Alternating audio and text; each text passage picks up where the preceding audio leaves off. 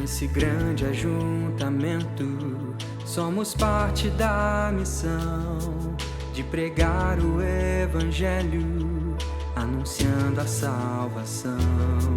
Mas sozinhos e isolados não podemos avançar. É preciso de mãos dadas, lado a lado trabalhar. A urgência nessa... Boa noite, meus irmãos, mais uma vez. Que a graça e a paz do Senhor esteja com cada um dos irmãos.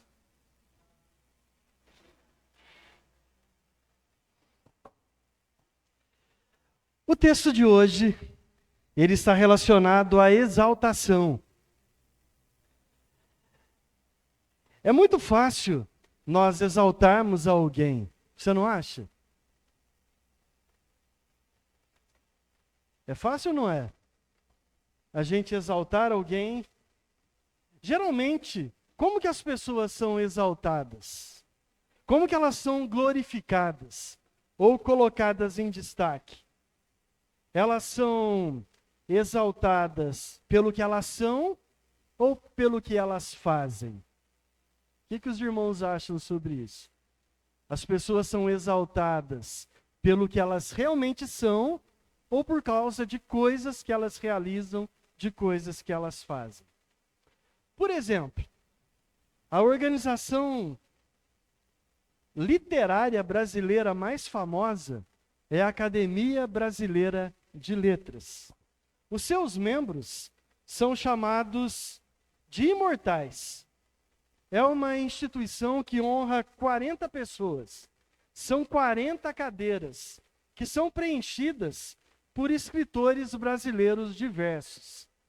Quando alguém que ocupa uma cadeira morre, um outro é eleito para ocupar o seu lugar nessa cadeira.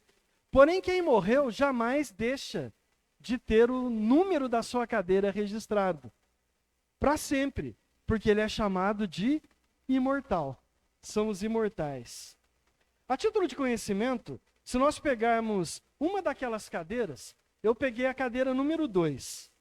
Elas pertenceram a Álvares de Azevedo, que é o seu patrono, depois a Coelho Neto, um fundador da Academia Brasileira de Letras, depois João Neves da Fontoura, na posição 2, o mineiro João Guimarães Rosa, na posição 3, Mário Palmério, na posição 4, Tarcísio Padilha, na posição 5, e atualmente essa cadeira é preenchida por Eduardo Gianetti. Então fique atento. Se você quiser ocupar uma dessas cadeiras, você precisa se inscrever. Fique de olho. Quando o ocupante atual morrer, você pode se inscrever e ser votado para ocupar uma dessas cadeiras durante 60 dias depois do ocupante atual falecer. Então eu te pergunto, esses homens foram engrandecidos pelo que eles são? Você conhece algum desses nomes que eu citei aí? Da cadeira 2, da Academia Brasileira de Letras? Por nome eu conheço 2. Pelo que eles escreveram, Álvares de Azevedo e o mineiro Guimarães Rosa, né? Mas eu não tenho nem ideia de quem que eles são. Eu sei que Azevedo escreveu Lira dos 20 anos e Noite na Taverna, e Rosa escreveu Grandes Sertões Veredas e Noites do Sertão. Os outros, por causa da minha limitação cultural, eu nunca nem tinha ouvido falar. Mas são homens que foram engrandecidos pelo que eles fizeram, pelo que eles escreveram, não pelo que eles foram. E isso acontece em todos os segmentos da nossa vida. Em tudo, as pessoas são engrandecidas por algo que elas fizeram.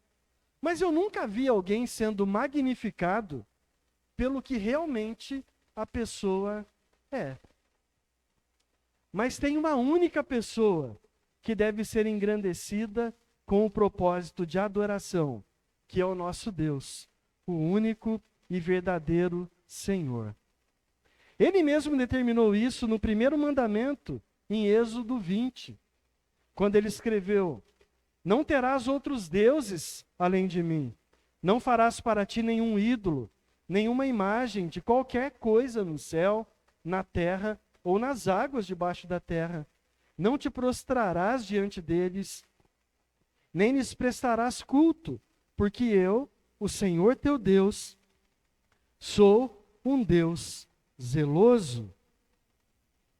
Nós louvamos a Deus e agradecemos pelo que Ele fez e faz por nós. Mas a nossa adoração, o nosso engrandecimento a Deus, não é simplesmente pelo que Ele faz, e sim pelo que Ele é. Ele é, e pronto. A completude de todas as coisas está em Deus. Ele é, Ele não precisa de mais nada. Ele simplesmente é, e ponto final. Será que nós sabemos engrandecer a Deus de forma verdadeira?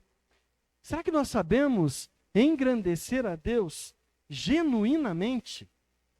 Essa é a pergunta que eu queria que você refletisse agora.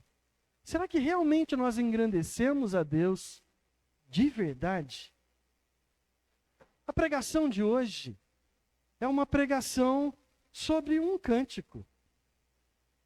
Nós estamos na primeira parte de Lucas, aí, onde o Messias é revelado, e nós vamos entrar agora numa sequência de 4 cânticos, que são proferidos por personagens significativas nas Escrituras. E o cântico de hoje, ele foi proferido por uma personagem marcante no Novo Testamento, que foi Maria, a mãe de Jesus. Esse cântico, ele tem um nome, um título de Magnificat. Magnificat é uma expressão latina que traduziu a primeira palavra do cântico de Maria, o engrandecer. Então, Magnificat é magnificar, engrandecer a Deus. É interessante quando nós falamos em exaltação e adoração. Nesse caso, principalmente envolvendo Maria, a gente tem 2 exageros. Por um lado, nós temos evangélicos, protestantes, que têm até medo de citar o nome de Maria, a mãe de Jesus, com medo de ser estigmatizado. Mas só que Maria é digna de honra. Ela não é digna de adoração, mas de honra, porque ela foi uma serva piedosa. Assim como outras personagens bíblicas que foram ferramentas de Deus para a redenção de um povo.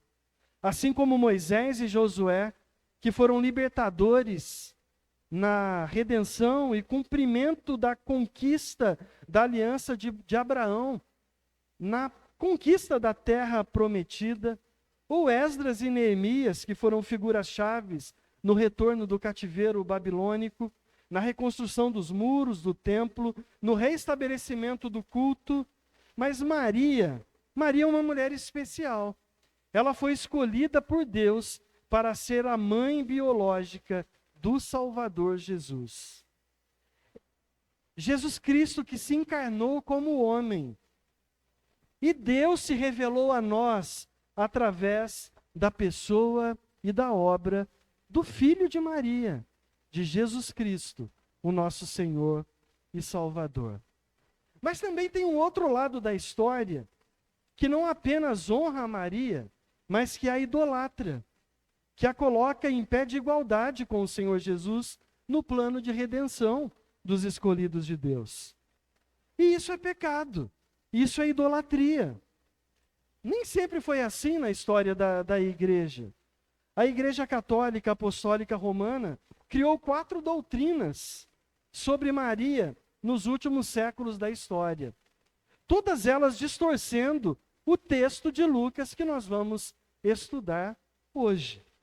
Eu não vou pregar sobre isso, mas eu gostaria de citar essas 4 doutrinas ou dogmas e mostrar biblicamente como que essas doutrinas distorceram a palavra de Deus. A primeira delas é a perpétua virgindade de Maria. Essa doutrina é a mais antiga de todas elas. Ela é do 4º século depois de Cristo. Já havia pessoas adorando a Maria e dizendo que ela se manteve virgem. Nós cremos que ela era virgem no momento da concepção e se manteve virgem até o nascimento de Jesus. Mas os evangelhos de Mateus e de Marcos, eles são claros quando eles apresentam a família de Jesus, os irmãos de Jesus. O que a Igreja Católica rebate dizendo que na realidade não eram irmãos, eram primos de Jesus, ou então filhos de um segundo casamento de José. Mas enfim, o texto é claro, e não dá para confundir primo com irmão. O texto é claro, mostra os irmãos e as irmãs de Jesus. O segundo dogma é que Maria foi isenta do pecado original, que ela nasceu pura, nasceu sem pecado, que ela nunca pecou e morreu sem pecado, o que a igreja chama de Imaculada Concepção, ou Imaculada Conceição de Maria.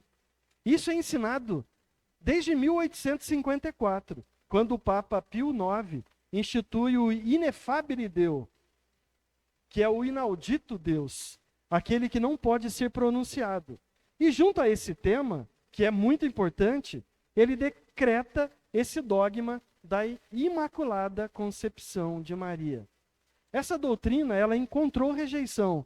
O próprio teólogo católico Tomás de Aquino foi um dos que rebateram esse dogma da Igreja Católica. Então, ainda hoje, esse dogma da Imaculada Conceição de Maria não é unanimidade, não é consenso dentro da Igreja Católica. Muito menos é uma doutrina bíblica, porque a Bíblia declara claramente que todos pecaram e carecem da glória de Deus. Davi ora que em pecado foi concebido pela sua mãe. Uma característica presente na humanidade desde a queda em Adão, no Jardim do Éden, em Gênesis capítulo 3. O terceiro dogma é a Assunção de Maria, ou seja, ela nasceu sem pecado, continuou sempre virgem, e pelo fato dela não ter o pecado original e nem praticado nenhum pecado atual, por isso ela não precisava passar pela morte. Então ela foi assunta aos céus sem morrer. Essa doutrina é bem nova, ela é de 1950. Ela foi decretada pelo Papa Pio XII em um documento chamado de Munificentissimus Deus. Traduzido livremente, seria o Deus que tudo pode fazer, que permitiu que Maria fosse glorificada sem passar pela morte, porque ela era perfeita e não precisaria de um Salvador, pois não tinha do que precisar ser salva, já que ela não tinha nenhum tipo de pecado. E nós vamos ver no cântico de Maria que ela clama por um Salvador. Ela começa dizendo: a minha alma engrandece ao Senhor, e o meu espírito se alegra em Deus, o meu Salvador. O último dogma se dá no Concílio do Vaticano II, em 1962, quando Maria é chamada de advogada, auxiliadora, protetora e medianeira da redenção da Igreja de Deus. Esse dogma, ele é claramente criticado aí e apresentado na comédia de Ariano Suassuna, que é o Alto da Compadecida. Uma comédia muito interessante, muito legal, que mostra o papel de Maria fazendo esse papel de advogada aí.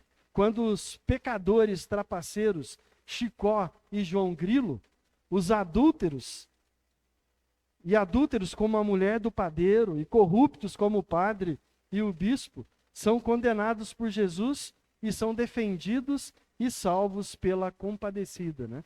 Esse é o Alto da Compadecida.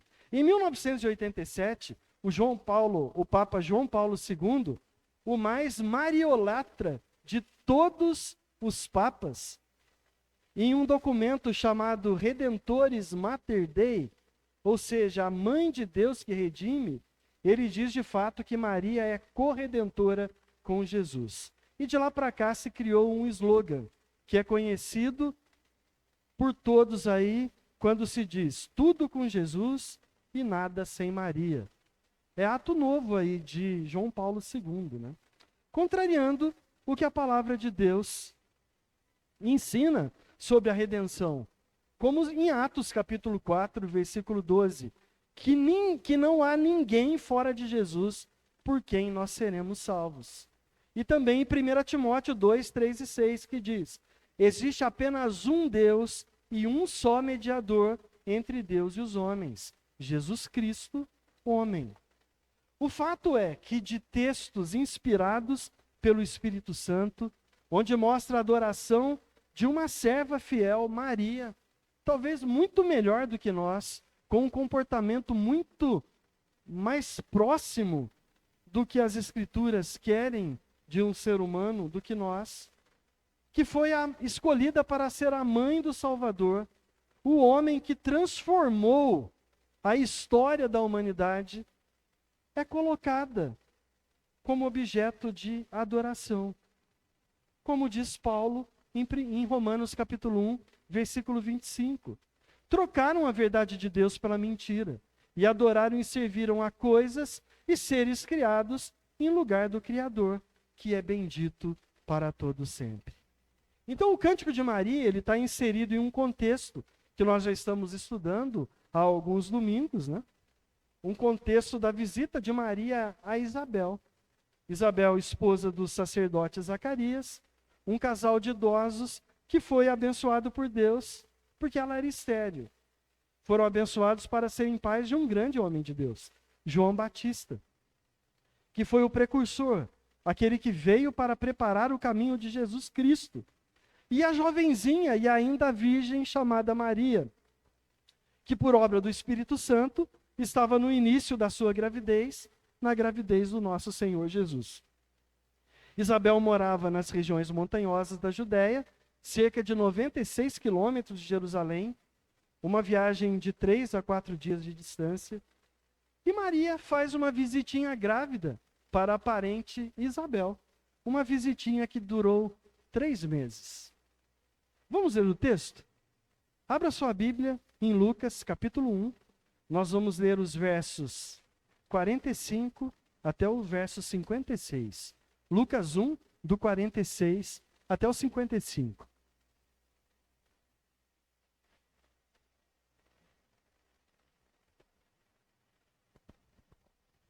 Lucas faz questão de mostrar aí os detalhes envolvendo as duas mães, né? Ambas com problemas para estarem grávidas, uma porque era idosa e estéril, a outra porque era jovem, virgem, prometida em casamento. As duas e seus maridos foram avisados pelo anjo. Nos dois casos, Deus estava executando o seu plano de salvação. Delas nasceriam João Batista, filho de Isabel, aquele que preparou o caminho para Jesus, e o próprio Senhor Jesus Cristo, o nosso Salvador. Vamos ler o texto, então? Disse então Maria: a minha alma engrandece ao Senhor, e o meu espírito se alegra em Deus, meu Salvador, porque atentou nas baixezas de sua serva. Pois eis que desde agora todas as gerações me chamarão bem-aventurada, porque me fez grandes coisas o poderoso, e santo é o seu nome. E a sua misericórdia é de geração em geração sobre os que o temem. Com o seu braço agiu valorosamente, dissipou os soberbos no pensamento de seus corações. Depois, depôs dos tronos os poderosos, elevou os humildes, encheu de bens os famintos, despiu vazios os ricos, auxiliou Israel seu servo, recordando-se da sua misericórdia, como falou a nossos pais para com Abraão e a sua posteridade para sempre. E Maria ficou com ela quase 3 meses e depois voltou para a sua casa. Vamos ler mais uma vez? Melhor nós orarmos mais uma vez. Nós acabamos de ler o texto. Vamos orar ao Senhor? Pai amado, obrigado, Senhor, pela tua palavra.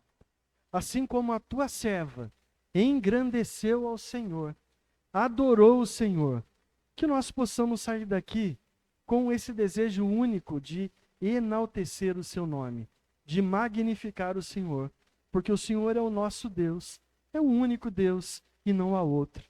O Senhor nos amou de tal maneira que mandou seu Filho Jesus para morrer naquela cruz em nosso lugar. Nos ensina pela tua palavra mais uma vez, Senhor. É o que eu te peço no nome de Jesus. Amém. Amém. Uma primeira lição aqui. Nós só podemos engrandecer a Deus se nós estivermos cheios do Espírito Santo. Só engrandece a Deus aquele que é cheio do Espírito Santo. Aquele que foi salvo por Jesus. Então tem o Espírito Santo habitando no seu coração. Em segundo lugar, uma segunda lição, não dá para se encontrar com Jesus e não ter a vida transformada. Engrandecer a Deus é a tarefa de um coração puro, cheio do Espírito Santo. É sobre isso que nós vamos falar hoje. Engrandecer a Deus é tarefa de um coração puro, cheio do Espírito Santo. Nós vamos falar em 3 tópicos. O primeiro deles, nós vamos engrandecer a grandeza de Deus, dos versos 46 ao 49. Nessa parte, Maria engrandece a Deus, a grandeza de Deus em seu cântico, reconhecendo a soberania e o poder de Deus. Ela expressa alegria e entrega total ao Senhor, proclamando-o como seu Salvador. Na segunda parte, nós vamos engrandecer a graça de Deus. Versículos 50 até o 53. Maria destaca a graça de Deus, confirmando sua misericórdia e soberania, contrastando poderosos e humildes, enaltecendo a fidelidade divina em dispersar os soberbos. E a terceira parte, engrandecendo a fidelidade de Deus. Os 2 últimos versículos. Maria conclui glorificando a fidelidade de Deus, confiante nas suas promessas a Israel. Ela expressa louvor pela ajuda divina, lembrando a misericórdia concedida a Abraão. Então vamos lá, a primeira parte do sermão, engrandecendo a grandeza de Deus.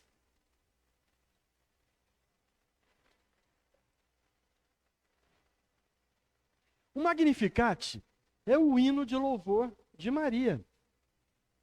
É um louvor prestado a Deus por Maria. Não é um louvor a Maria. É um louvor de Maria em resposta à sua eleição graciosa por Deus para ser a mãe do Messias. Ela se prostra diante de Deus, cheia do Espírito Santo, para engrandecer a Deus, porque ela foi escolhida para ser a mãe do Salvador. Esse hino de louvor pertence ao gênero de ação de graças de um indivíduo em necessidade. Ação de graças dirigidas a Deus, louvando a Deus pela libertação graciosa de Deus. Veja que no cântico, Deus é o sujeito de todos os verbos, exceto nos versículos 47 e a segunda parte do versículo 48. Dá uma olhada aí na sua Bíblia.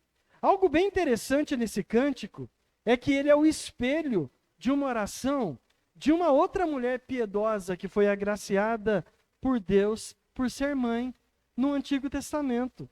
Nós estamos falando da mãe do profeta Samuel, de Ana, que também era estéril, que também buscou a graça de Deus, né? Que também Maria não era estéril, Isabel era estéril, né? Mas também estava no mesmo contexto das duas mães narradas por Lucas aí no capítulo 1. Esse fato está em 1 Samuel, capítulo 2, versículos 1 ao versículo 10, que depois você pode conferir. Eu queria perguntar para os irmãos, você tem dificuldade para orar? Você tem dificuldade para engrandecer a grandeza de Deus? Eu vejo isso nas orações coletivas.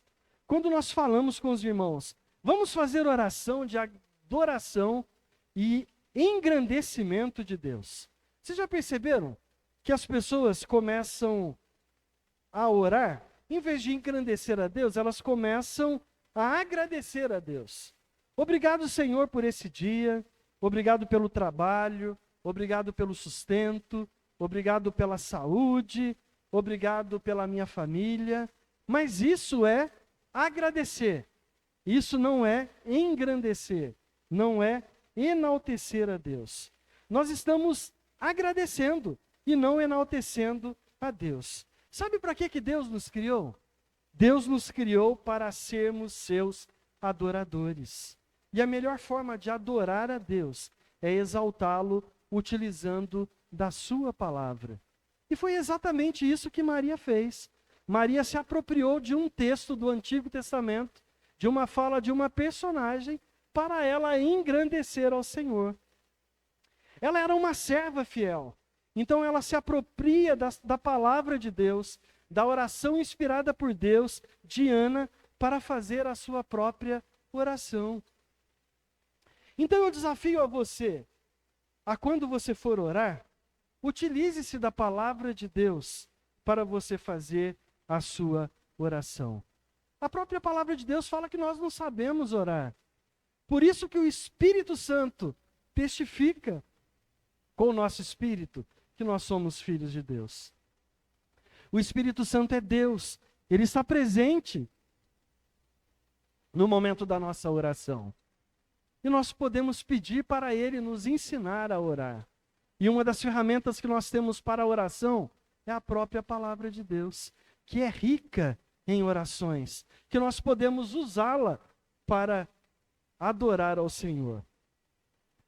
Dietrich Bonhoeffer, um pastor alemão que viveu e morreu na época da Segunda Guerra Mundial, ele tem um livro bem interessante sobre o tema. O livro se chama Orando com os Salmos. Como posso utilizar os salmos inspirados para fazer as minhas orações pessoais? Lembre-se que o Espírito Santo testifica com o nosso espírito que nós somos filhos de Deus. E nada mais genuíno que usar a voz do Espírito Santo, as Escrituras, para nós conversarmos com Deus em oração. Então, essa oração de Maria, ela revela que o seu coração estava cheio da palavra de Deus, porque ela estava cheia do Espírito Santo. O crente fiel, o salvo em Cristo, ele deve ter o seu prazer na palavra de Deus e meditar nela de dia e de noite, como diz o Salmo 1. Toda a oração de Maria, ela está recheada com a palavra de Deus. E é uma recitação ponto a ponto das promessas da aliança de Deus. Vamos ver novamente aí os versículos 46 até o 49. Acompanhe aí na sua Bíblia. Minha alma engrandece ao Senhor. Quem está engrandecendo? A alma de Maria. Engrandece a quem? Ao Senhor. Só pode engrandecer a Deus aquele que é servo e tem a Jesus como Senhor da sua vida. Maria reconhece sua posição de serva em relação ao seu Senhor. Então ela diz aí, né? A minha alma engrandece ao Senhor, o meu espírito se alegra em Deus, o meu Salvador, porque atentou na baixeza, na pequenez de sua serva. Pois eis que desde agora todas as gerações me chamarão bem-aventurada, porque me fez grandes coisas o poderoso, e santo é o seu nome. Maria reconhece a sua posição de serva em relação a Deus, o seu Senhor. Não dá para se relacionar com Jesus de outra forma, que não seja como o Senhor. Senhor é posição hierárquica. Ele é Deus, eu sou homem. Ele é soberano, eu sou servo. Ele é rei, governante, supremo. Eu sou um simples servo incapaz. Nós não podemos chegar diante de um Deus que é santo e todo-poderoso, colocando Deus na parede, exigindo alguma coisa de Deus, como alguns têm pregado nesses últimos dias. Nós devemos nos prostrar diante de Deus com um coração humilhado, reconhecendo que Deus não é o nosso amiguinho Deus não é o nosso vizinho. Deus não é o nosso filho, o nosso pai terreno. Ele é Senhor. Ele é o Todo-Poderoso e Santo. Ele é um Deus supremo. E nós não somos nada diante de Deus, que é Todo-Poderoso. Nossa vida precisa ser regida pelo Senhor, e não por nossas vontades e desejos caprichosos. Nós precisamos analisar a nossa vida, confrontar as nossas ações e decisões, e ver se o Senhor realmente é Deus, se Ele é o Senhor, ou se nós estamos fazendo o papel de Senhor das nossas vidas, diante das nossas ambições pecaminosas. Meus irmãos, o convite da palavra de Deus é: clame por misericórdia. Caia de joelhos humildemente aos pés de Jesus e deixe que Ele seja o governador do seu duro coração. O Senhor sabe todas as coisas. Ele tem todo o poder. É muito melhor deixar Deus governar as nossas vidas do que deixar o nosso coração pecador, tentado pelo mal, tomar as decisões. A palavra de Deus diz que o coração do homem é enganoso. Quanta gente vai tomar uma atitude e ele fala: eu senti no meu coração de fazer isso, por isso que eu estou fazendo. Vai ter problema sério, porque o coração do homem é enganoso. A gente não tem ciência do que vai acontecer lá na frente, e Deus tem o controle de todas as coisas. É muito melhor deixar Deus dirigir as nossas vidas do que sermos guiados pelo nosso próprio coração enganoso e pecador. Ela continua: o meu espírito se alegra em Deus, meu Salvador. Maria, assim como nós, também precisava de um Salvador. Todos os nossos atos são maus. Nós somos concebidos em pecado. Nós vivemos em pecado. Nós cometemos pecado. Quando nós não cometemos pecado em pensamento, nós pecamos nas nossas atitudes. E nós necessitamos de um Salvador. Deus nos amou, enviou seu Filho, que nasceu, morreu, ressuscitou, por causa dos nossos pecados. Eu jamais seria capaz de realinhar com um Deus que é perfeito, porque o meu pecado me impede de ter acesso a um Deus que é santo. Mas Ele nos reconciliou com Ele, através da pessoa do Senhor Jesus Cristo. Por isso que Maria reconhecia a Deus e se alegrava em Deus, o seu Salvador. Onde está a sua alegria? Você já contemplou a Deus hoje? E já se derramou em alegria, em gratidão pela salvação que Ele te concedeu? Sem méritos ou esforços. Se você é salvo por Jesus, não é porque você é bonzinho. Se nós somos salvos por Jesus, é porque Deus quis nos salvar. É porque Jesus morreu naquela cruz e pagou o preço pelo nosso pecado diante de um Deus que é santo. Então nós devemos engrandecer a Deus com alegria, porque se não fosse por causa de Jesus, não haveria salvação para a nossa vida. A próxima declaração de Maria é a humildade. Essa palavra não está no sentido de ser humilde. Aliás, se alguém declarar que é humilde, na realidade, ele não é humilde coisa nenhuma, né? Eu ainda citei isso na escola dominical. Um dia, uma mulher falou, né?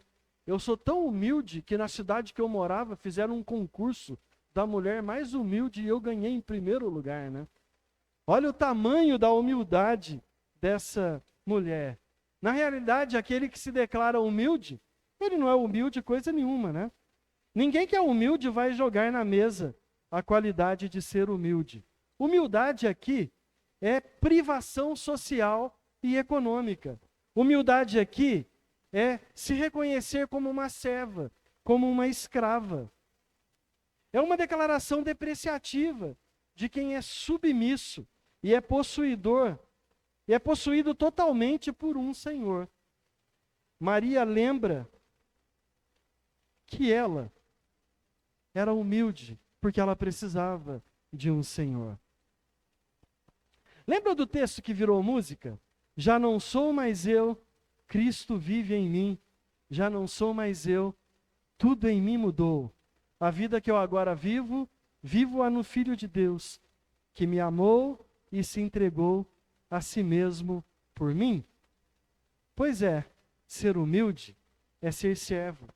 Aquele que quer ser o primeiro deve fazer o quê? Deve ser o último.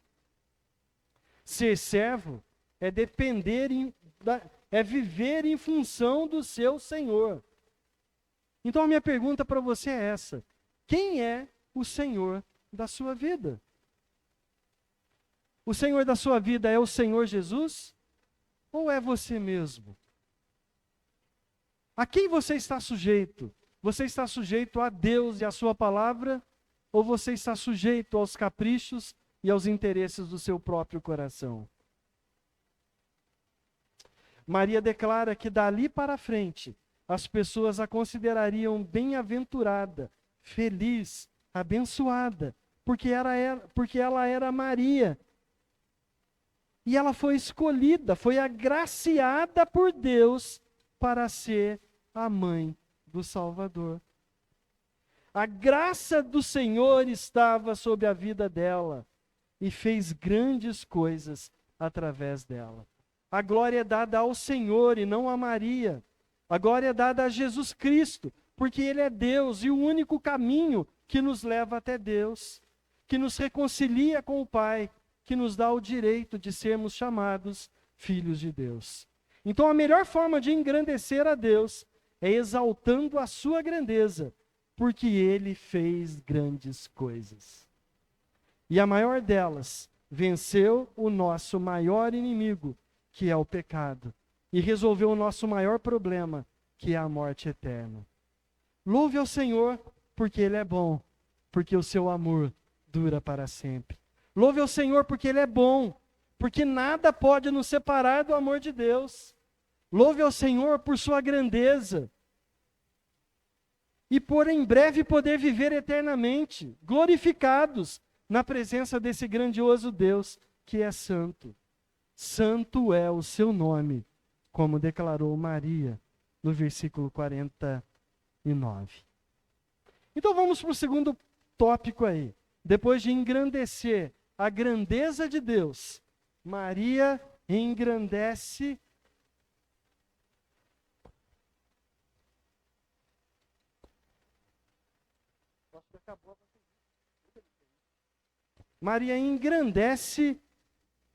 a graça de Deus, nos versículos 50 até os versículos 53. O que é graça? Graça é algo que a gente recebe sem a gente merecer. Nós não fizemos nada para ser recompensado e mesmo assim nós somos agraciados por Deus. Imagina você dirigindo em um bairro com fama de perigoso, à noite, num trecho escuro, e seu carro dá um apagão. Ele para e trava naquele lugar. Como que o seu coração ficaria? Como que você reagiria? A primeira coisa, a primeira ação é fazer o quê? Pegar o celular para buscar ajuda, para alguém te socorrer. Só que na hora que você pega o teu celular, o que aconteceu? Está fora de área. Não conecta. E aí? Você descobre que seu problema é maior do que você imaginava. Então, nesse momento de aflição, encosta um carro do seu lado. Desce um homem com uma caixa de ferramenta, se identifica e te diz: não tenha medo, eu sou mecânico e estou aqui só para te ajudar a você resolver o teu problema e sair daqui. Em 5 minutos o sujeito resolve o problema do seu carro, você vira a chave, seu carro funciona. Como que fica o seu coração diante disso? Que alegria! A vida ficou transformada naquele momento, né? Então você chama o mecânico, disposto a pagar o que ele te pedir. Se ele pedir 5.000 reais para você, você vai pagar contente, se você tiver o dinheiro, porque você vai ver que você foi livre da morte naquele lugar perigoso. Só que aquele mecânico, ele olha para você e te responde: que isso, moço? Que isso, moça? Isso é de graça. Eu só quis ajudar. Pode seguir o seu caminho e chegar em segurança à sua casa, porque você não me deve nada. Isso é graça. Você não pode fazer nada. Você é incapaz. Você não merece. Mas alguém sem nenhum motivo ou pretensão age no seu lugar e traz o maior livramento para a sua vida. Isso é graça. Foi isso que Jesus fez a Maria. É isso que Jesus faz com todos aqueles que confessam a Jesus como seu Salvador. Nós merecíamos a morte, mas Ele olhou para você e disse: você não é capaz de se livrar da morte, mas eu sou. Eu vou dar a vida por você. Ele nos deu vida. E gratuitamente, sem nenhum mérito nosso, sem depender de nada de nós. Isso é graça. E não existe salvação fora de Jesus. Não existe salvação fora da obra de Jesus naquela cruz. Então Maria continua cantando a Deus, dos versos 50 até o verso 53. A sua misericórdia vai de geração a geração daqueles que o temem. Olha aí no versículo 50. 51, com o seu braço agiu valorosamente, dissipou os soberbos no pensamento de seus corações, depôs dos tronos os poderosos e elevou os humildes, encheu de bens os famintos e despediu vazios os ricos. Veja que nesse trecho da oração, Maria enaltece a graça de Deus. Ela fala de misericórdia e faz um contraste entre os poderosos e os humildes. Ela exalta o Senhor por seu braço forte e valoroso. Como a palavra de Deus é progressiva, isso é, Deus foi revelando aos poucos a sua vontade aos seus servos. Talvez Maria não tivesse uma plena consciência de que estava engrandecendo a graça pela salvação da sua alma, mas porque Deus estava lidando com a sua situação social e econômica, com a situação social e econômica de Israel. E o Messias que estava chegando era esse libertador prometido. Essa metáfora aí utilizada no verso 51, poderosos feitos com o seu braço.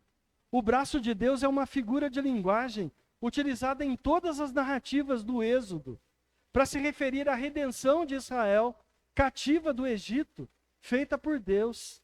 Falava de libertação, falava de Deus massacrando os opressores do povo e dando graça aos humildes servos. Nenhuma atitude humana recebe maior julgamento e castigo de Deus que a arrogância e a soberba. Então ela estava louvando a Deus, porque Deus estava beneficiando aqueles que não poderiam se defender sozinhos e castigando aqueles que eram arrogantes, soberbos e poderosos. A soberba compete com Deus, recusando-se a reconhecer a soberania de Deus. Os poderosos e ricos são inclinados a serem soberbos. Por isso Deus derruba dos tronos os governantes e despede de mãos vazias os ricos. Maria estava exatamente lidando com a situação econômica e opressora que estava acontecendo em Israel na época do nascimento de Jesus, na época que ela estava vivendo. E ela estava louvando a Deus por isso. Agora sim, agora o Messias vai chegando. E glória a Deus, porque eu vou ser a mãe do Salvador. Ela estava com o mesmo pensamento, ela não conhecia o que nós conhecemos até agora. Hoje nós temos a revelação completa de Deus. A palavra de Deus está plenamente revelada a nós. De tudo que Deus quis nos revelar. Nós temos os 66 livros da Bíblia completos. Tudo que Deus quis revelar a nós está aí, na palma das suas mãos. Hoje nós sabemos que Deus não estava prometendo libertação social e econômica. Deus estava prometendo uma restauração da alma. Deus estava prometendo salvação e vida eterna. Qualquer um que achar que não precisa de Deus, que é capaz de se salvar por conta própria, que pode fazer alguma coisa para garantir o favor de Deus para a salvação, que não precisa depender de Deus para ser salvo, que é bom o suficiente, que pratica o bem o suficiente, que não comete pecados, que maculam o seu relacionamento com Deus, e por isso são chamados e acham que podem garantir a sua salvação, são chamados de soberbos e arrogantes, são governantes de suas próprias vidas, e serão derrubados por Deus, serão condenados por Deus, porque fazem da sua própria força mortal o seu Salvador. Engrandecer a Deus pela sua graça é dizer que nós somos salvos, porque nós cremos em Jesus. Que nós cremos que a nossa salvação não depende de nós, ela depende de Jesus. E que nossas boas obras não são capazes de garantir o favor de Deus. A salvação, ela é feita por Deus, e nós precisamos ser gratos a eles. Nós precisamos reconhecer a Jesus. Nós precisamos enaltecer essa graça de Deus, porque nós somos salvos por Jesus. A nossa vida foi transformada, e uma vida transformada não pode oferecer outra atitude que não sejam boas obras que glorificam a graça de Deus. Então Maria, depois de enaltecer, de engrandecer a grandeza de Deus, a graça de Deus, agora ela engrandece a fidelidade de Deus, nos versículos 54 e 55.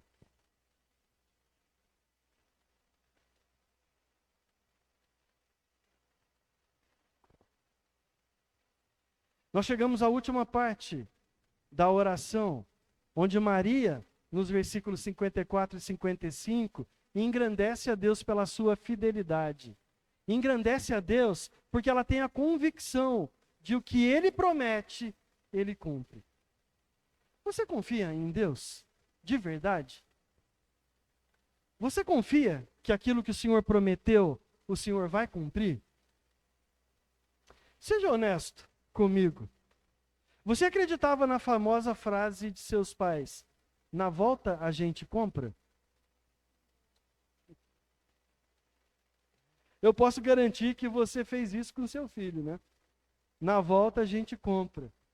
E isso nunca aconteceu. Sabe por quê? Porque nós somos pecadores, mentirosos e não honramos a nossa palavra. Esse é um exemplo muito simples. Mas quantas promessas políticas são feitas e nunca são cumpridas? Quantas promessas da política da boa vizinhança são feitas e nunca são realizadas?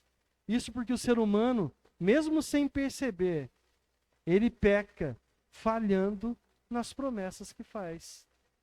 Mas Deus, justo, todo-poderoso, que nunca pode mentir ou voltar atrás das suas promessas,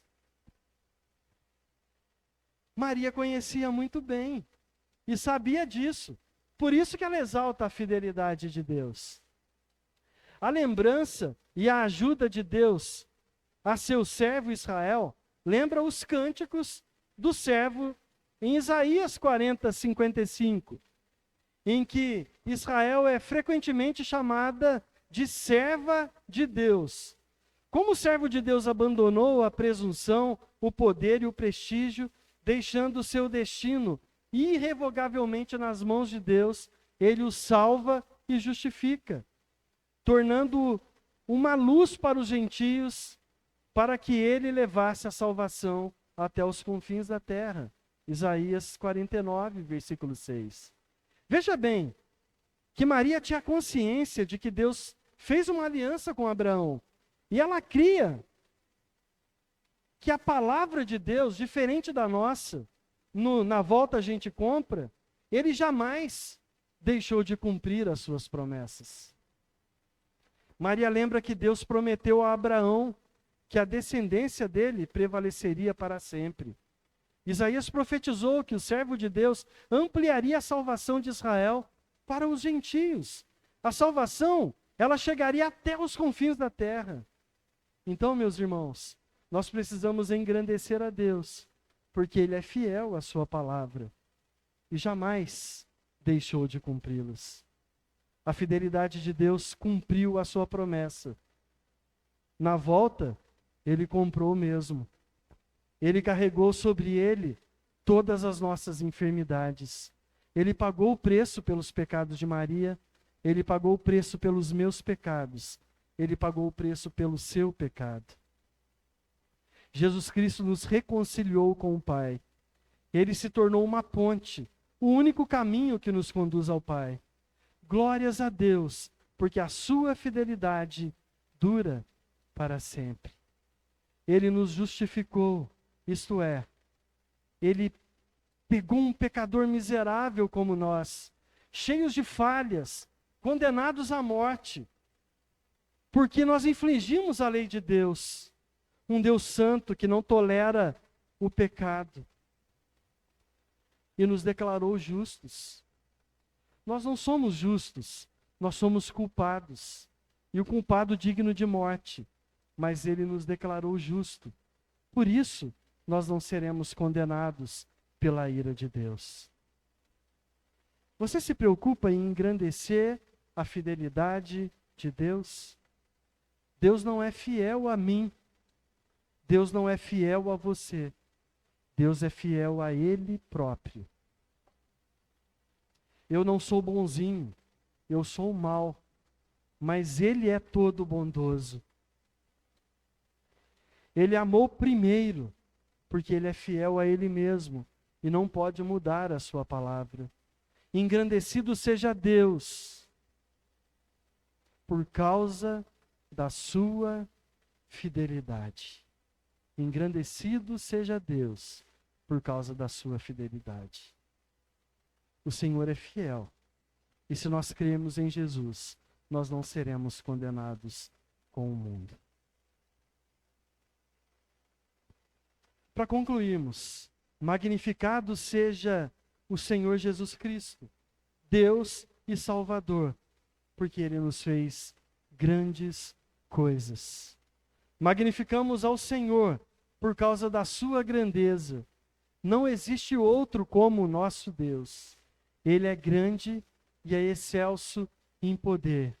Grandes são as suas obras, Senhor dos exércitos. Pense o que você seria se não fosse o Senhor. Olhe para o pior ser humano que você conhece. O ser mais desprezível e abominável que você conhece. Capaz de cometer os crimes mais hediondos, horríveis e desprezíveis. Nós seríamos piores do que esses. Nós somos salvos, não porque nós somos bons ou porque nós merecemos, mas nós somos salvos porque Deus é grande em amor e em misericórdia. É Ele que nos sustenta, que nos guia. É a graça de Deus que nos faz ser o que nós realmente somos. Nós devemos magnificar ao Senhor por causa da sua graça. Nós estávamos mortos nos nossos delitos e pecado quando Ele nos deu vida. Você só está aqui. Você só confessou a Jesus como seu Senhor e Salvador por causa da graça de Deus.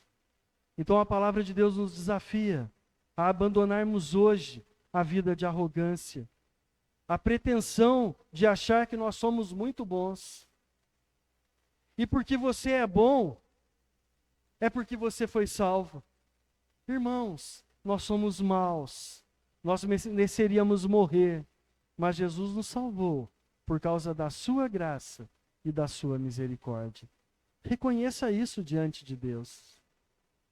Nós devemos magnificar ao Senhor por causa da fidelidade de Deus.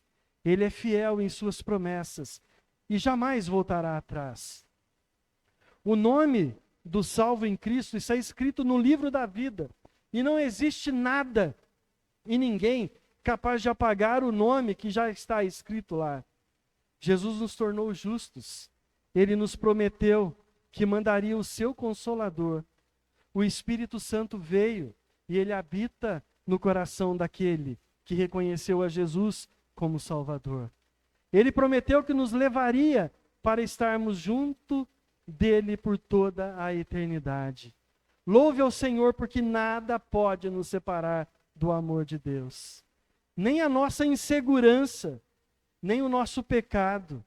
Jesus nos resgatou e pagou o preço com a vida dele naquela cruz. Confie nas promessas de Jesus, que ele é fiel para cumprir. Ele prometeu que vai voltar, e ele vai voltar para buscar a sua igreja. Mas só pode declarar isso aquele que crê. E só pode crer aquele que está cheio do Espírito Santo. O Espírito Santo que dá vida a um morto. Então, se você está cheio do Espírito Santo, viva a sua vida para magnificar a grandeza, a graça e a fidelidade de Deus. Então, eu só posso concluir dizendo, tudo por Jesus. Ele sim, ele mesmo disse, sem mim, nada podeis fazer. E nada sem Jesus, porque dele, por ele, para ele são todas as coisas. A ele a glória, eternamente. Amém.